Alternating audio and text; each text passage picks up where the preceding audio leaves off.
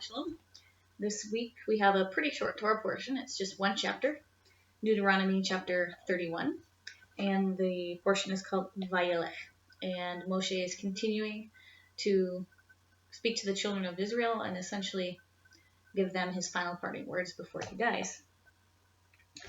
And he is encouraging both them and Joshua, who will lead them into the land, since Moshe, through his disobedience to Yahweh, cannot cross over.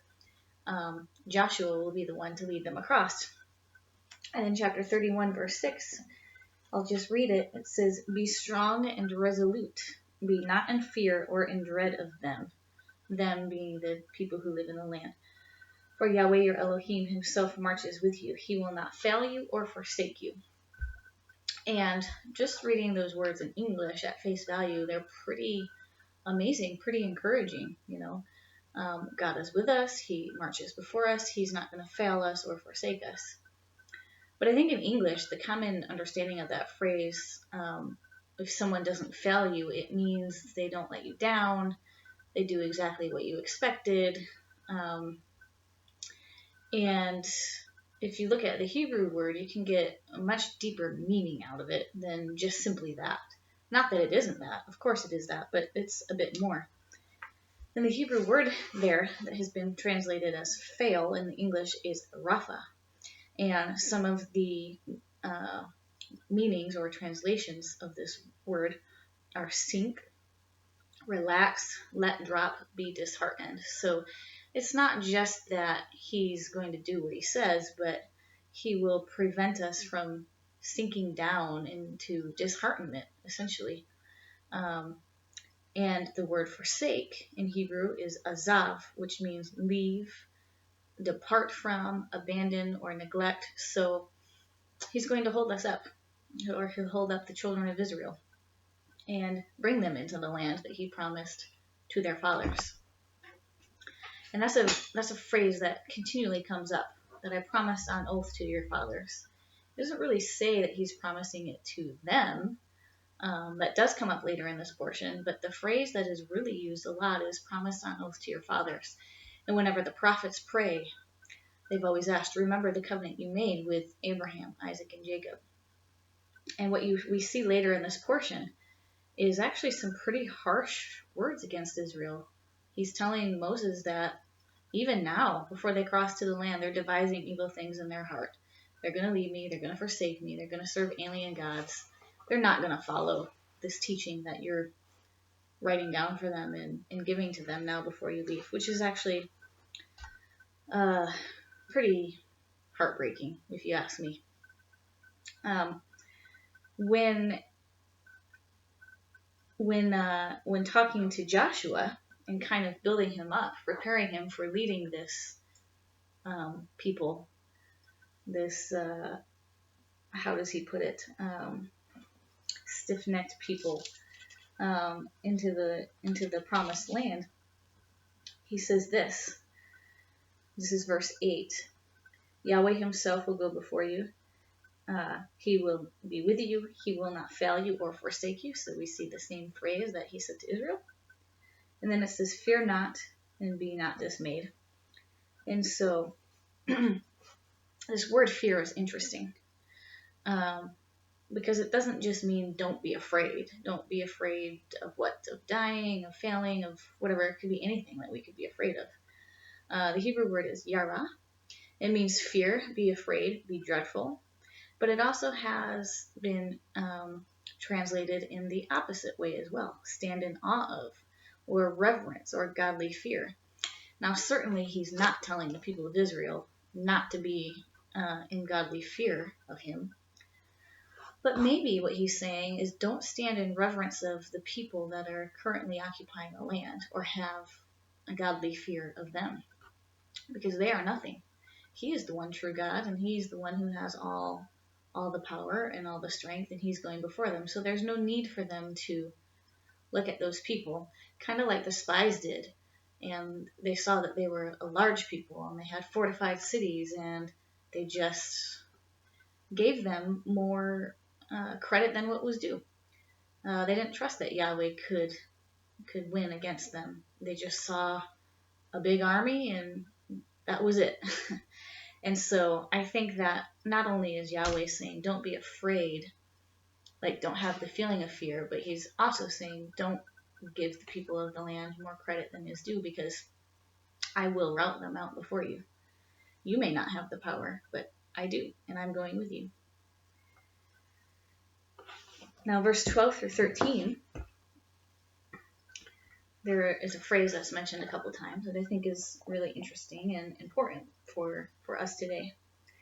It says, gather the people, men, women, children, and the strangers in your communities, that they may hear and so learn to revere Yahweh your Elohim, and to observe faithfully every word of this teaching.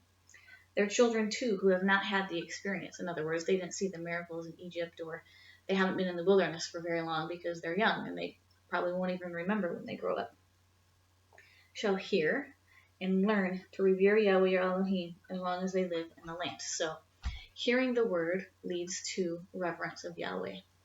And there are several similar phrases, both in the Old and the New Testament, that suggest hearing the word is how you achieve faith.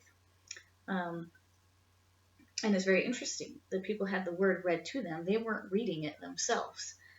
I'm not saying that we shouldn't read the word today. Absolutely, we should and we need to. But there's also something to be gained from listening to the word as well, having someone else read it to us. I have got from Alaya, the scriptures, alaya.com, their scripture on tape readings that I can listen to. And there's just something different about listening rather than just reading yourself. And it might be something that I do a little bit more. I generally don't like to listen to people reading. I enjoy the process of reading myself and seeing the words and thinking about them, but maybe I will listen to scripture being read a bit more often. Now, very end. Well, it's not the very end.